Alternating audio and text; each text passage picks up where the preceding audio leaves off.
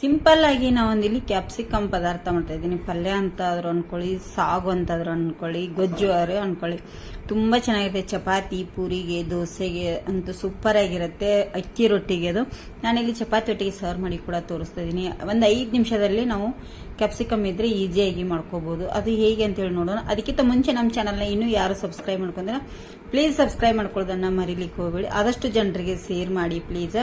ನೋಡಿ ಎಷ್ಟು ಚೆನ್ನಾಗಿ ಸೂಪರ್ ಆಗಿ ಬಂದಿದೆ. ನೀವು ಒಮ್ಮೆ ಮನೆಯಲ್ಲಿ ಟ್ರೈ ಮಾಡಿ. ವಿಡಿಯೋ ಇಷ್ಟ ಆದರೆ ಒಂದು ಲೈಕ್ ಮಾಡಿ, ಶೇರ್ ಮಾಡಿ, ಕಮೆಂಟ್ ಮಾಡೋದನ್ನ ಮರಿಲಿಕ್ಕೆ ಹೋಗಬೇಡಿ. ಕ್ಯಾಪ್ಸಿಕಮ್ ಪದಾರ್ಥ ಮಾಡಲಿಕ್ಕೆ ಇಲ್ಲಿ ಕ್ಯಾಪ್ಸಿಕಮ್ ಅನ್ನ ದಪ್ಪದಾಗಿ ಕಟ್ ಮಾಡಿ ಇಟ್ಕೊಂಡಿದ್ದೆ ಒಂದನ್ನು, ಇದೇ ತರ ದಪ್ಪಾಗಿ. ಈರುಳ್ಳಿ ಕೂಡ ಒಂದು ಕಟ್ ಮಾಡಿ ಇಟ್ಟಿದ್ದೇನೆ ದಪ್ಪವಾಗಿ. ನೋಡಿ, ಖಾರಕ್ಕೆ ಎಷ್ಟು ಬೇಕೋ ಅಷ್ಟು ಚಿಲ್ಲಿ ಪೌಡರ್ ನಾನು ಹಾಕ್ತಾ ಇದ್ದೀನಿ. ರುಚಿಗೆ ತಕ್ಕಷ್ಟು ಉಪ್ಪನ್ನು ಕೂಡ ಸೇರಿಸ್ತಾ ಇದ್ದೀನಿ. ಉಪ್ಪು ಈಗಲೇ ಹಾಕೊಂಬಿಡಿ, ಎಷ್ಟು ಬೇಕೋ ಅಷ್ಟು ರುಚಿಗೆ. ಹಾಗೆ ಇಲ್ಲಿ ಮಿಕ್ಸಿ ಮಾಡಿಟ್ಟಿರುವಂಥದ್ದು ಶೇಂಗಾ ಪುಡಿನ ಹಾಕ್ತಾ ಇದ್ದೀನಿ ಸ್ವಲ್ಪ. ನೋಡಿ, 1 ಟೇಬಲ್ ಸ್ಪೂನ್ ಅಷ್ಟು ಹಸಿ ಎಣ್ಣೆ ಕೂಡ ಹಾಕ್ತಾ ಇದ್ದೀನಿ ಇದಕ್ಕೆ. ನೋಡಿ, ಈಗ ಇದನ್ನ ಎಲ್ಲ ನಾನೀಗ ಚೆನ್ನಾಗಿ ಮಿಕ್ಸ್ ಮಾಡ್ಕೋತೀನಿ. ಇದು ಕ್ಯಾಪ್ಸಿಕಮ್ ಪದಾರ್ಥ ರೊಟ್ಟಿ ಚಪಾತಿಗೆ ಅಂತೂ ತುಂಬ ಚೆನ್ನಾಗಿರುತ್ತೆ, ಟೇಸ್ಟಿಯಾಗಿರೋವಂಥದ್ದು. ಇದನ್ನೆಲ್ಲ ನಾನು ಈಗ ಉಪ್ಪು ಖಾರ ಎಲ್ಲ ಹೊಂದಬೇಕು ಆ ಥರ ಮಿಕ್ಸ್ ಮಾಡ್ಕೋತೇನೆ. ನೋಡಿ, ಈ ಥರ ಈಗ ಮಿಕ್ಸ್ ಮಾಡಿ ಇಟ್ಕೊಂಡಿದ್ದೇನೆ. ಒಗ್ಗರಣೆ ಕೊಡ್ತೇನೆ ಬನ್ನಿ. ಈಗ ನೋಡಿ, ಗ್ಯಾಸ್ ಮೇಲೆ ಒಂದು ಬಾಣಲಿ ಇಟ್ಟಿದ್ದೇನೆ. ಅದಕ್ಕೆ 1 ಟೇಬಲ್ ಸ್ಪೂನ್ ಅಷ್ಟು ಎಣ್ಣೆ ಕೂಡ ಹಾಕ್ತಾ ಇದ್ದೀನಿ. ನೋಡಿ, ಇಲ್ಲಿ ಒಂದು ಅರ್ಧ ಟೇಬಲ್ ಸ್ಪೂನ್ ಅಷ್ಟು ಸಾಸಿವೆ ಇದು ಎಣ್ಣೆಯಲ್ಲಿ ಚೆನ್ನಾಗಿ ಫ್ರೈ ಆಗಬೇಕು. ಸಾಸಿವೆ ಅಲ್ಲ, ಜೀರಿಗೆ. ಇಲ್ಲಿ ಸ್ವಲ್ಪ ಕರಿಬೇವು ಸೊಪ್ಪನ್ನು ಕೂಡ ಆ್ಯಡ್ ಮಾಡ್ತಾ ಇದ್ದೀನಿ.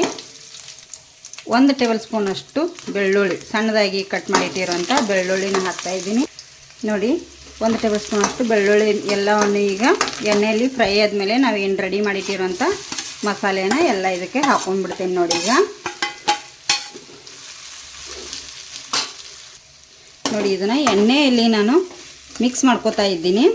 ಇದೇನು ಫ್ರೈ ಮಾಡ್ಕೊಳ್ಳೋ ಅವಶ್ಯಕತೆ ಇಲ್ಲ. ಮಿಕ್ಸ್ ಮಾಡಿ ಇದಕ್ಕೆ ಒಂದು 1/4 ಟೀ ಸ್ಪೂನ್ ಅಷ್ಟು ಅರಿಶಿನ ಹುಡಿ ಕೂಡ ಹಾಕ್ತಾ ಇದ್ದೀನಿ ಇದಕ್ಕೆ. ನೋಡಿ, ಈಗ ಇದಕ್ಕೆ 1 ಟೇಬಲ್ ಸ್ಪೂನ್ ಅಷ್ಟು ಕಡಲೆ ಹಿಟ್ಟನ್ನು ಹಾಕ್ತಾ ಇದ್ದೀನಿ. ಗಟ್ಟಿ ಬರಲಿ ಅನ್ನೋದಕ್ಕೋಸ್ಕರ ಹಾಕ್ತಾ ಇರೋದಿಲ್ಲಿ. ಹೀಗೇನೆ ಇದನ್ನು ಮಿಕ್ಸ್ ಮಾಡ್ಕೊಳ್ಳಿ. ಈಗ ಇದಕ್ಕೆ ಉಪ್ಪ ಖಾರ ಎಲ್ಲ ಹಾಕಿದ್ದೀವಿ. ನೀವು ಚಿಲ್ಲಿ ಪೌಡರ್ ಬೇಡ ಅನ್ನೋರು ಕಾಯಿ ಮೆಣಸು ಕೂಡ ಹಾಕೋಬೋದು ಇಲ್ಲಿ. ನೋಡಿ, ಈಗ ಇದಕ್ಕೆ ನಾನು ಗಟ್ಟಿ ಮೊಸರನ್ನು ಆ್ಯಡ್ ಮಾಡ್ಕೊಳ್ತಾ ಇದ್ದೀನಿ. ಮೊಸರು ನಿಮಗೆ ಎಷ್ಟು ಬೇಕು ಅಷ್ಟು ನೀವು ಇಲ್ಲಿ ಹಾಕೋಬೋದು. ನೋಡಿ, ಈ ಥರ ಪದಾರ್ಥ. ನೀರೆಲ್ಲ ಸೇರಿಸ್ಲಿಕ್ಕೆ ಹೋಗಬೇಡಿ, ನೀರು ಹಾಕಿದರೆ ಚೆನ್ನಾಗಿರಲ್ಲ ಪದಾರ್ಥ. ಇದೀಗ ಸ್ವಲ್ಪ 1-2 ನಿಮಿಷ ಸ್ಲೋ ಉರಿಯಲ್ಲೇ ಇರಲಿ.